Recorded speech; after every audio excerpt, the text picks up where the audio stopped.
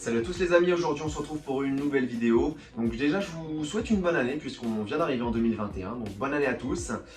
Une nouvelle année, qui dit nouvelle année dit malus. Donc oui, il y a une augmentation à partir du coup du 1er janvier 2021 de la taxe donc pour les véhicules qui polluent. Donc c'est un malus qui est appliqué pour tous les véhicules entre 133 et plus de 250 grammes de CO2 par kilomètre. Donc voilà, c'est une taxe qui est appliquée, qui évolue et qui évolue chaque année. C'est pas forcément en 2021, en 2022 elle va encore évoluer. Donc du coup, aujourd'hui, je vous fais une petite vidéo pour vous dire s'il faut acheter un véhicule neuf ou non, et si ça vaut le coup en fait finalement, parce que on va voir un petit peu les différentes évolutions au niveau des tarifs. Je vais vous prendre quelques exemples et on va pouvoir en parler.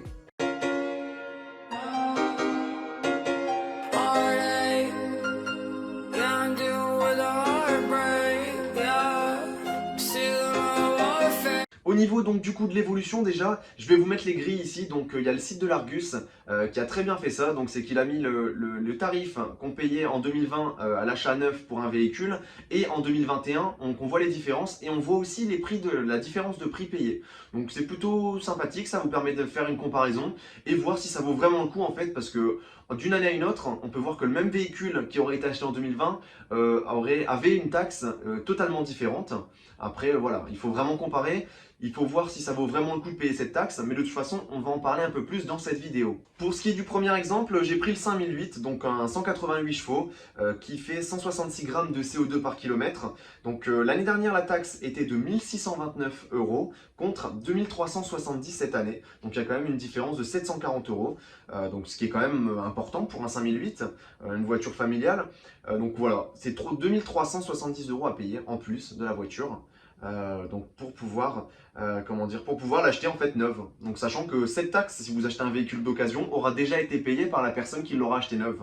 Donc sachant que la taxe aussi est valable en France. Je ne sais pas dans les autres pays comment ça se passe au niveau des taxes. Après c'est à vous de vous renseigner, parce que si vous voulez acheter un véhicule en Belgique peut-être ou en Allemagne, les taxes sont peut-être différentes ou il n'y a peut-être même pas de taxes, je ne sais pas du tout, ça je ne vais pas pouvoir vous le dire et j'ai pas envie de vous dire de bêtises. Pour le deuxième exemple, j'ai pris une voiture un peu plus puissante, donc une classe A AMG, qui fait 205 grammes de CO2 par kilomètre.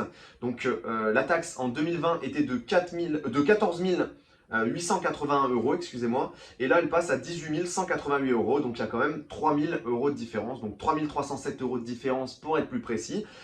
C'est quand même assez énorme, sachant que c'est certes des véhicules qui coûtent cher, mais on voit quand même une augmentation vraiment importante. 3000 € c'est quand même 3000 €, c'est pas une petite somme non plus, même si c'est un véhicule, je crois, j'ai vu prix de départ 70 000 €, quelque chose comme ça. Donc voilà, c'est vrai que c'est 3000 €, c'est pas non plus énorme comparé au prix du véhicule. Et pour la troisième voiture, donc j'ai pris pareil, un véhicule simple, un C63 AMG. Donc là, on est à 251 grammes de CO2 par kilomètre. Comme je vous ai dit, le barème s'arrête à 250 grammes. Donc en fait, c'est le même tarif après pour tous les véhicules au-delà. Donc là, on était à 20 000 € en 2020 et on passe à 30 000 € en 2021. Donc c'est quand même 10 000 € de différence, 10 000 € à mettre en plus. Et de toute façon, je vais vous en parler juste après. En 2022, ça va être encore pire.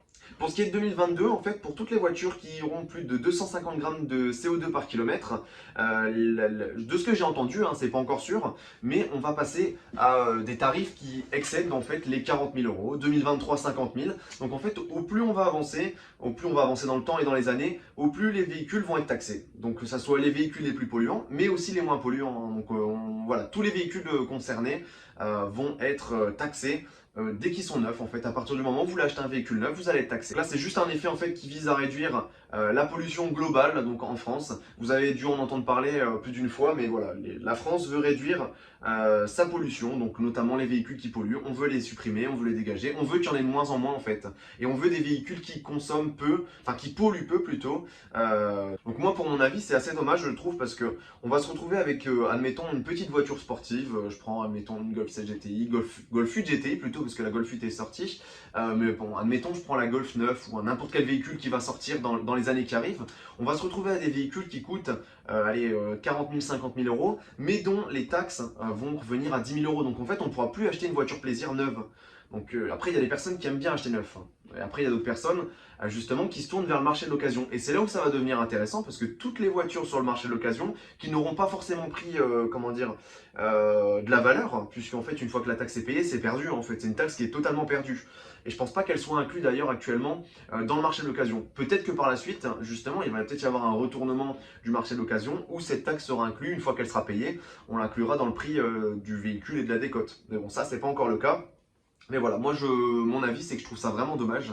C'est qu'en 2021, les personnes qui veulent se faire plaisir, qui se disent, bah voilà, j'ai économisé de l'argent pour m'acheter une voiture, pour me faire plaisir, une petite sportive, admettons, et bah voilà, ils vont devoir payer une somme qui est plus importante. Mais si j'ai un conseil du coup à vous donner d'acheter une voiture neuve, il faut l'acheter, si vous voulez vraiment absolument l'acheter en neuve, il faut l'acheter en 2021, parce que 2022 et 2023, ça va être de pire en pire. Donc voilà, ça c'est le seul conseil que je peux vous donner. Après, si vous voulez gagner de l'argent, vous achetez un véhicule d'occasion ou vous achetez un véhicule neuf. Alors en Belgique ou en Allemagne, donc c'est pas pour inciter à consommer ailleurs, mais c'est finalement ce qui va arriver en fait et ce qui arrive déjà pour en 2021, enfin en 2020 et en 2021, puisque là début d'année, il y a des personnes qui vont regarder ma vidéo et qui vont aussi se renseigner.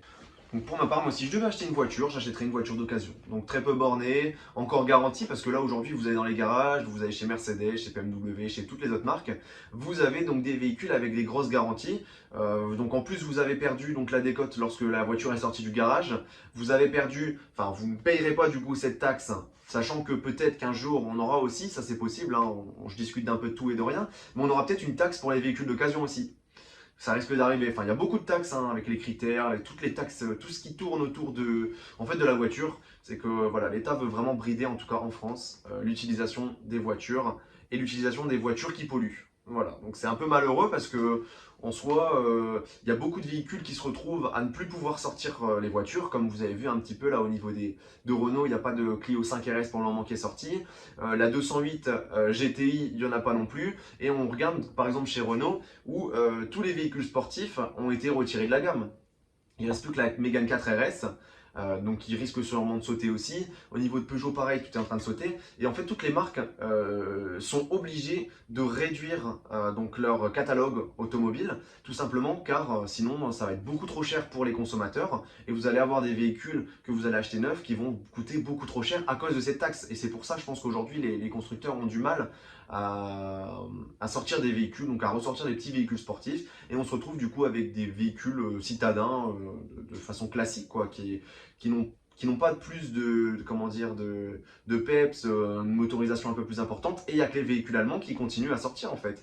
Puisque en Allemagne, je pense que les taxes ne sont pas importantes comme ça, et on peut du coup acheter des véhicules facilement sans payer des grosses taxes. Donc voilà.